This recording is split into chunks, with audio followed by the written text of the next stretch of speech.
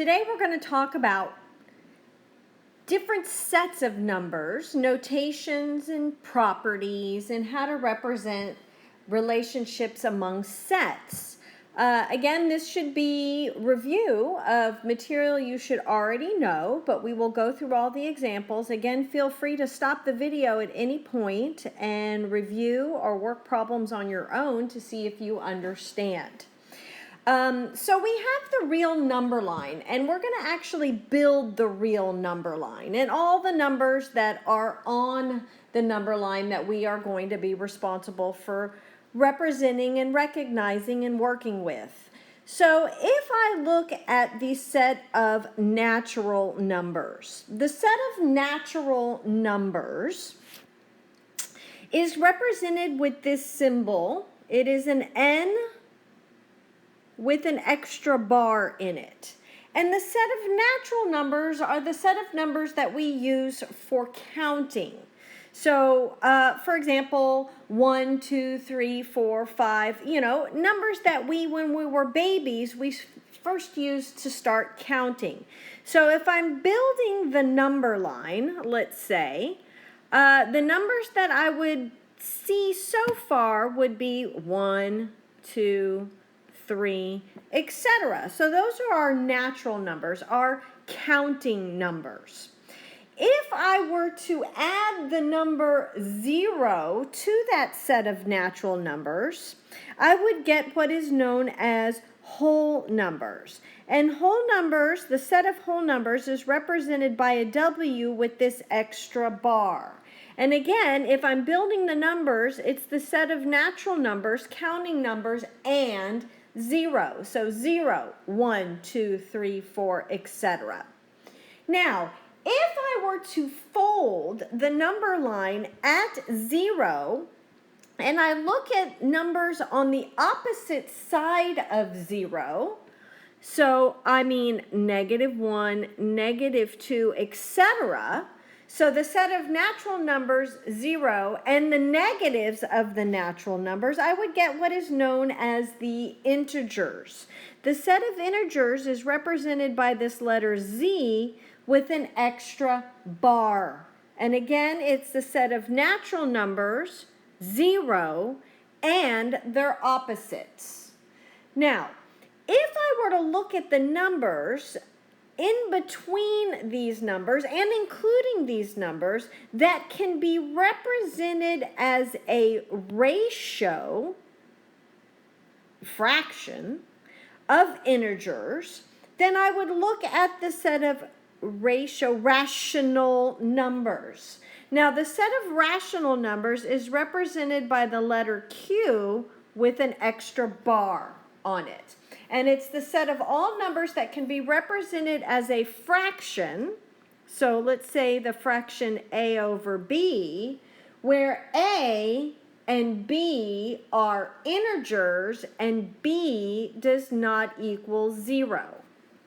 So these can be represented as decimals that terminate, stop, or repeat.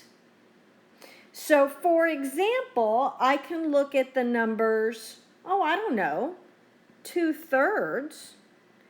A and B, the numerator and denominator, are integers, and B, the denominator, does not equal to 0. If I were to represent this as a decimal equivalent, it would be 0.6, and then 7 would repeat. And the way we represent the repeating number is to put a bar, also known as a vinculum, over the 7. Another example would be 2/5.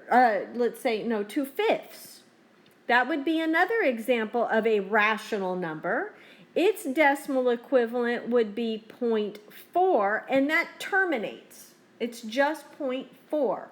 4/10 that reduces to 2/5. Also, we should point out that every integer, let's say 8, we know has a denominator of 1. So that is also a rational number. So rational numbers are the numbers that can be represented as a ratio, a fraction of integers where the denominator is not equal to 0. and the numerator and denominator are integers. Now, what happens if we have a number that can't be represented as a ratio of integers? That is what's known as an irrational number. So an irrational number, well, its set doesn't have a special symbol. We just call it IRR. That's a cursive I. RR, and it's the set of all numbers that cannot be represented as a ratio of integers. In other words, those decimals do not terminate or repeat. So what type of numbers am I thinking of? I'm thinking about numbers that go on forever and ever and ever with no pattern. So some examples, well, the square root of 2 is an irrational number. That is approximately 1.4142 ... It continues on forever and ever. Can you think of another number that is irrational? Well, pi is irrational. Approximately 3.14, but it goes on forever and ever and ever. Now, what we have done is we have talked about the different types of numbers that represent the set of real numbers. And real numbers, the set is an R with an extra bar. And it's all numbers that are either rational or irrational. All numbers on the number line. Every number on the number line is a real number. Now, if I were to give you some numbers, you should be able to put them according to where they belong on the number line from left to right. Arrange them in increasing order, smallest to largest. So we may have to do a little bit of work and get decimal equivalents to understand where these numbers would possibly fall on the number line. Now, pi is approximately 3.14. The square root of 5 is approximately 2.23, and negative 11 halves is approximately negative 5.5. So now that we know those, we can rearrange this set of numbers in ascending order. So the smallest value, negative 11 halves, that would be furthest to the left on the number line. Then we'd have the square root of 2. Then we'd have 2.3. Then we'd have 2.7652. Then 3. Then 3.14. So here is the set of numbers that you have been given in ascending order, from left to right on the number line, smallest to largest. Now, if I were to ask you to classify each of these based on the set that it belongs to, you would have to state all the sets that each of these numbers is a member of. Well, these all fall on the number line, so they're all real numbers. And hopefully, now you may be asking yourself, well, what's not real? Well, we'll get to that. There are other types of numbers. But right now, we're looking at the set of real numbers. Now, each of these may belong to another set, in addition to just being a real number. So let's think about it. Well, this is a ratio of integers, so it is a rational number. Square root of 2. Oh, I have square root of 5. Sorry, not square root of 2. Square root of 5. That is going to go on forever and ever and ever. So it is an irrational number. 2.3 is also a rational number. The next number is also a rational number. Now let's look at this next number. Ooh, it belongs to a lot of sets. It is a real number. It is a rational number. It is an integer. It's a whole number. And it's also a natural number. And pi, 3.14, is irrational. This was actually pi. Now, what if I give you some words and they represent sets? of numbers. We should be able to represent them on a number line using what's known as interval notation. Now, interval notation means it can be an open interval or it could be a closed interval. Now, what's very important to keep in mind when you're discussing interval notation is that we always write these from left to right, least to greatest. The smallest number, the furthest on the left on the number line, is the first number. So the least number goes in the first position. The greatest number goes in the second position. A lot of people get that confused, and boy, does that cause problems in the long run down the road.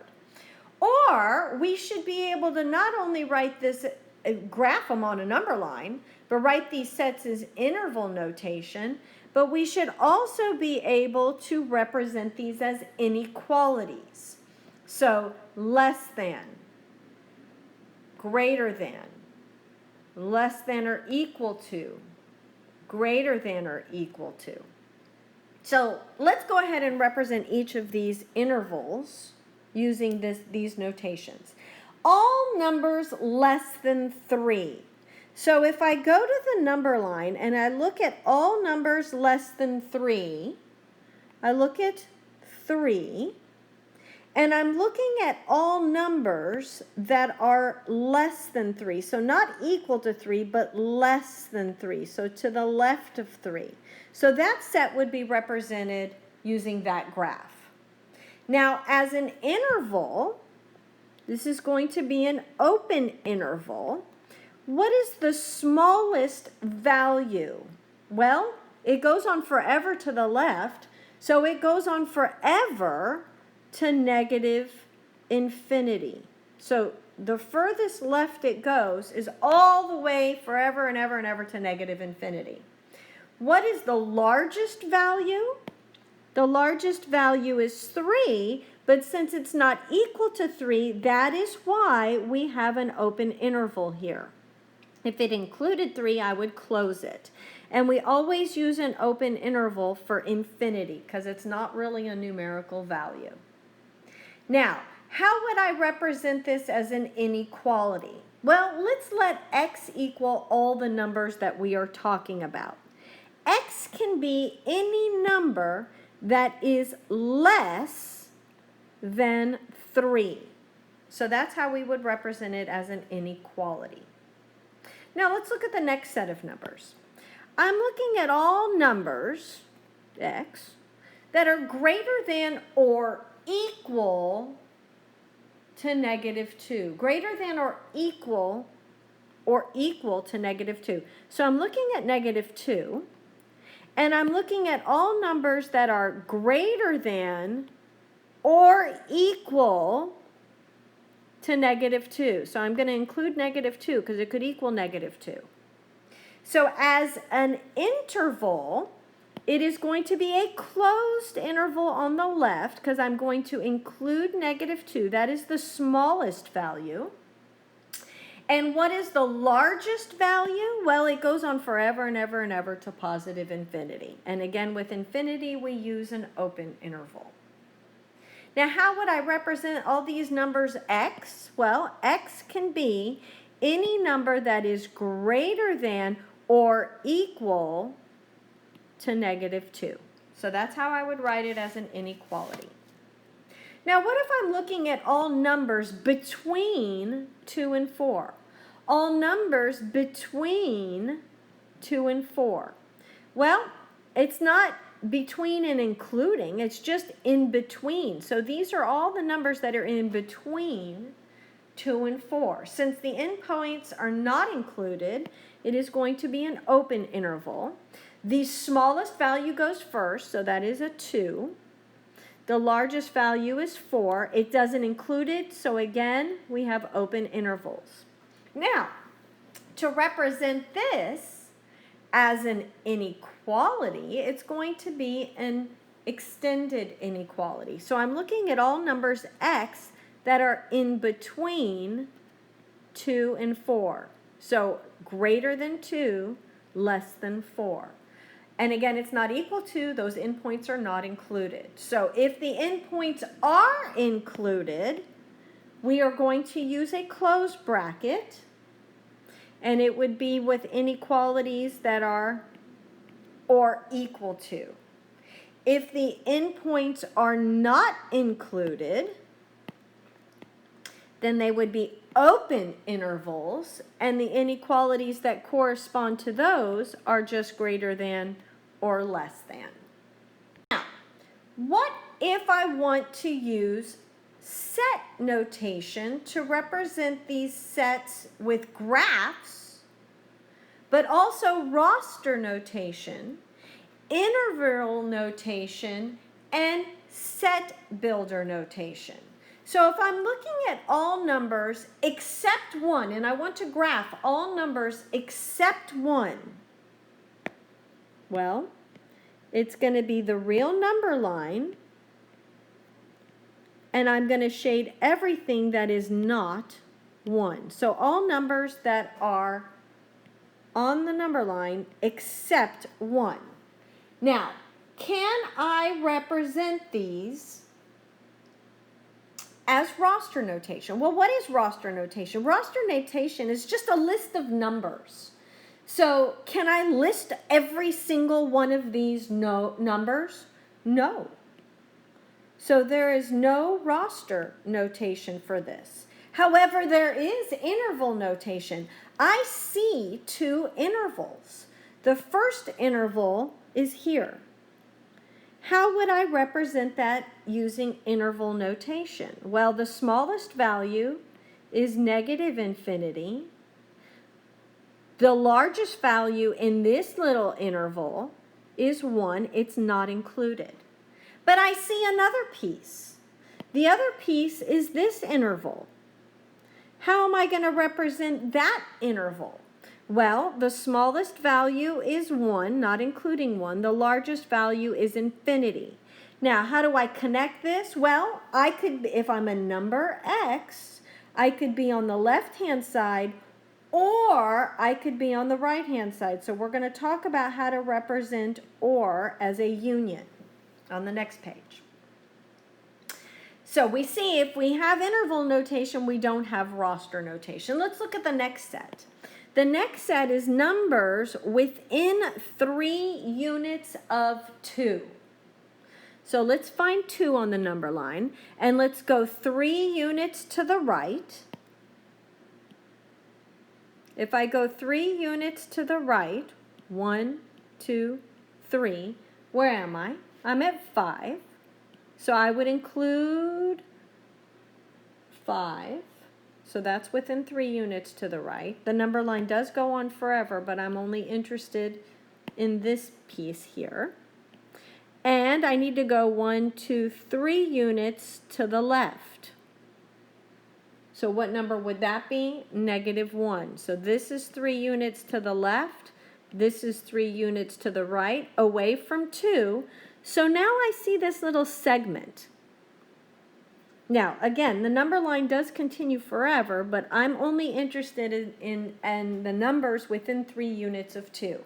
So there is my graphical representation. Again, I ask you, can you represent this as a list of numbers, as a roster? No. No roster. However, I see an interval, so I can represent this using interval notation. Now, I am including the endpoint, so I have a closed interval. The smallest value is -1. The largest value in this interval is 5. So there is my interval notation. Again, interval notation, no roster notation. So you may be asking yourself, well, when am I going to use roster notation? Well, let's look at the set of all positive odd numbers on the real number line. So, for example, I have 1 is a positive odd number, not 2. 3 is a positive odd number, not 4. 5 is a, et cetera, et cetera, et cetera, et cetera, forever and ever and ever. So, if I were to look at those positive odd numbers, I could represent them in roster notation as a list.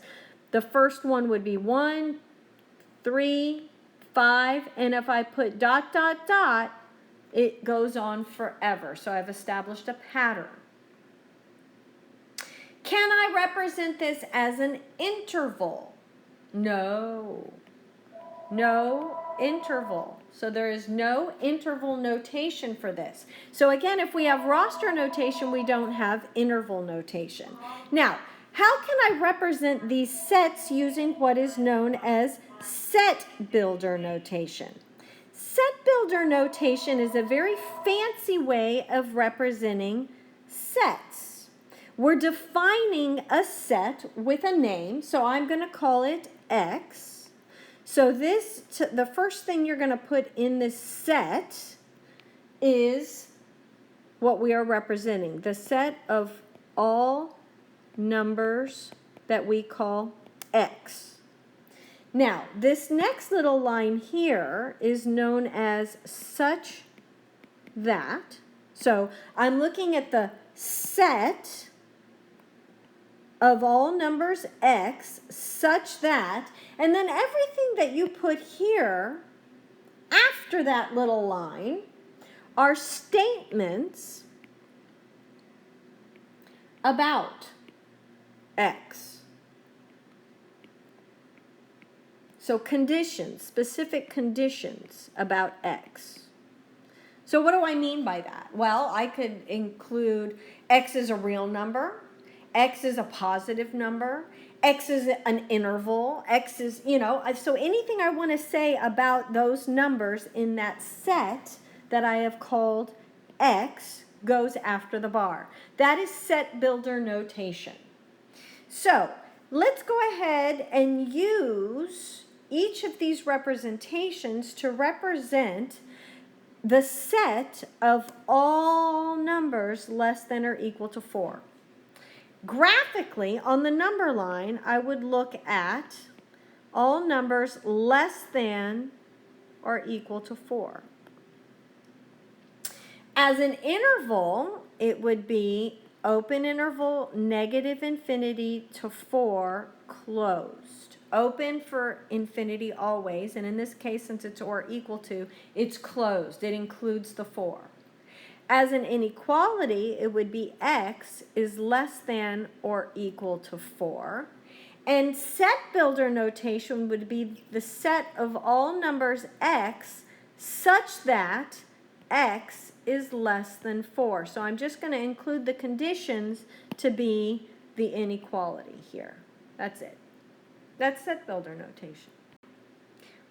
There are some properties for these real numbers, and what I would like you to do is I would like you to review the properties.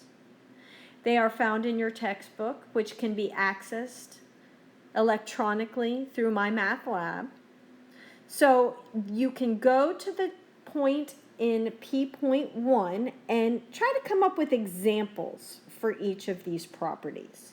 You are going to be responsible for these properties. So do make sure that you take some time to acquaint yourself with these properties because we are going to use them and you're going to actually have to name these properties and recognize these properties.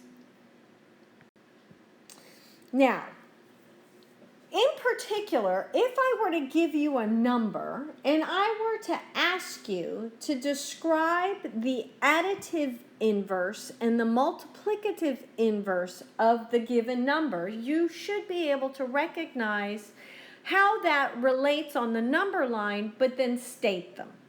So the additive inverse is just the number that is the same distance away from 0 on the number line, but is in the opposite direction. So the additive inverse is the opposite of a number. The multiplicative inverse is what you are multiplying by the multiplicative inverse is just the number that you are multiplying by the original number to get 1. So what would you multiply by 9 to get 1? It's reciprocal. 1/9. Now let's look at the next example. You are given the number -3/4. If I ask you for the additive inverse, I'm asking you for the opposite, the number that is in the opposite direction on the number line from 0. So the additive inverse would be 3/4. If I were to add -3/4 and 3/4, I would get 0. And if I were to ask you for the multiplicative inverse of -3/4, again, it is just the reciprocal, so -4/3. If I were to multiply -3/4 and -4/3, I would get 1. So what is the difference between the opposite and the reciprocal of a number? Well, the opposite of a number is the additive inverse.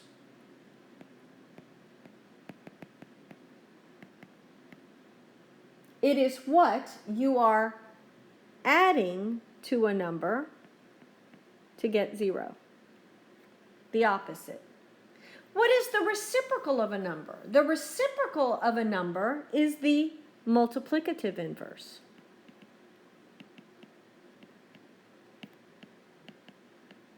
In other words, if you're given a number, you multiply by the reciprocal, and the product is 1. So you need to know the difference between those two inverses. Additive inverse, multiplicative inverse. Which is the opposite of a number, which is the reciprocal of a number. So here are some examples, and I want you to tell me what property is being represented. In the first case, it is just the closure property of multiplication. Closure, we're just performing an operation and getting an output. Multiplication. There we go. Closure property of multiplication. Now, in the next one, what are you noticing? You're looking at two numbers that are reciprocals of each other that multiply to give you 1. So in this case, it is the multiplicative inverse property that we're seeing represented. Now, look at the next one. You have a number, you're adding 0 to it to get back the original number. This is known as the additive identity property. So you should be able to look at some examples and recognize the property. Now, if I were in the next 3 examples to give you some statements, I want you to be able to determine whether the statement is sometimes true, always true, or never true, and state the property that allows you to come to that conclusion. So in the first example, you are given A times B equals A, and B is equal to 3. So let's see. A times B, B is 3, equals A. Is that sometimes, always, or never true? Sometimes, yeah, sometimes. It is sometimes true. So for example, if A is equal to 0, I have 0 times 3 equals 0, and 0 equals 0. But that's not always true, and this is due to the closure property. What about the next example? Looking at the left-hand side of that equation, I'm distributing. If I distribute over addition, so I multiply over addition, I get 3a plus 3 equals 3a plus 3. That is an identity. This is always true. And how do I know that? By the distributive property. Okay. Now, look at the left-hand side of this next example. A plus its opposite. We know that to be 0. Look at the right-hand side of the equation. B plus its opposite equals 0. 0 equals 0. That is always true. And how do we know? By the additive inverse property. Now, let's talk about sets. We've talked about how to represent different sets, but let's say I give you sets of numbers.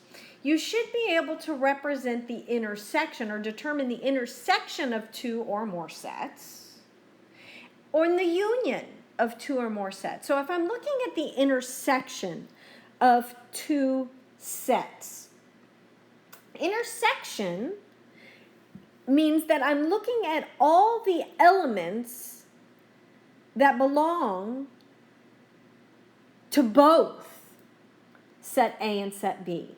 So let's say I have set A, and let's say I have set B, and I have numbers in each set. The intersection is going to be all the elements that are in both. So the elements that are in both, they have to belong to both sets for it to be intersection. And we represent intersection with this little upside down U symbol. We read that as A and B, elements that have to be in A and B. So if I'm asking you for the intersection of two given sets, I may not say find the intersection of two sets. I may just give you this. And you have to recognize that little upside down U symbol as the intersection. So if I'm looking for the intersection of these two sets, what numbers do they have in common? What number belongs to both? Just 3. What about the next example? The intersection of those two sets. Well, 1 is in both, 2 is in both, 3 is in both. What about the next example? What number or numbers represent the intersection? Oh, I don't see any numbers that are in both sets. There is no intersection. So we would represent that as the empty set, or you can represent it as the null set. Don't ever put that null set symbol in the empty set. That's nonsense. So these symbols, either the empty set or the null sets, means the sets have no elements in common. That can be true. And example D, what do they have in common? Well, they have the null set, the empty set, which belongs to every set.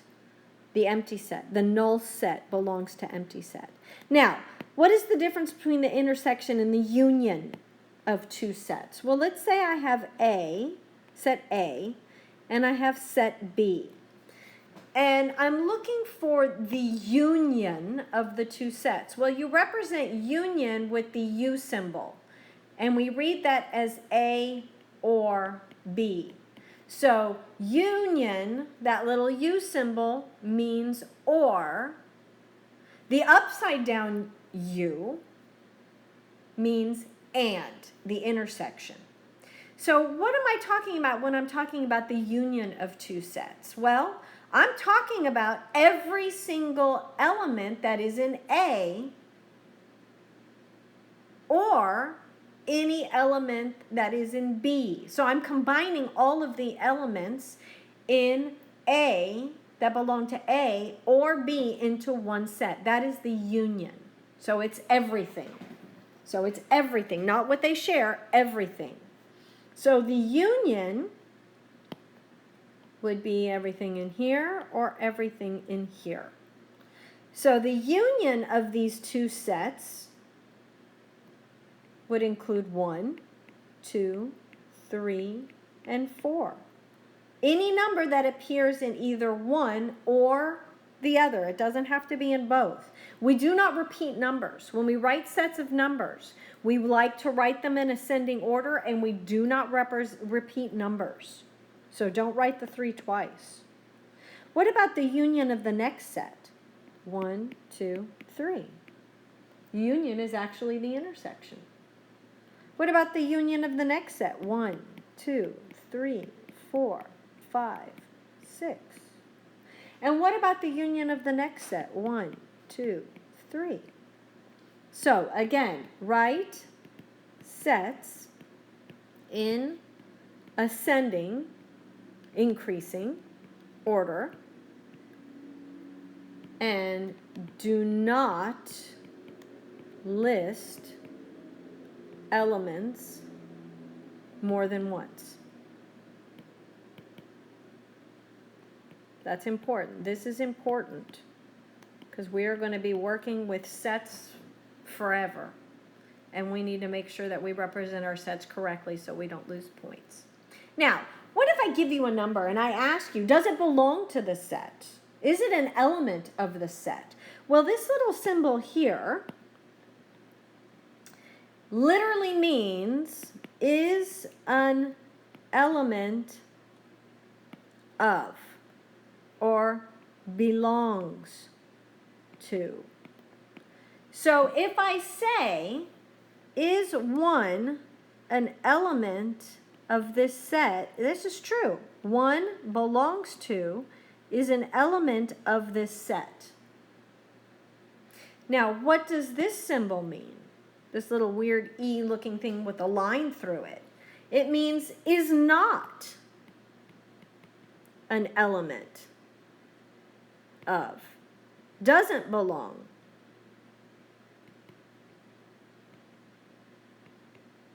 So, for example, 3 is not an element, does not belong to the set 1, 2. It's not there. So we should be able to utilize these symbols to demonstrate whether a number belongs to a set or doesn't belong to a set.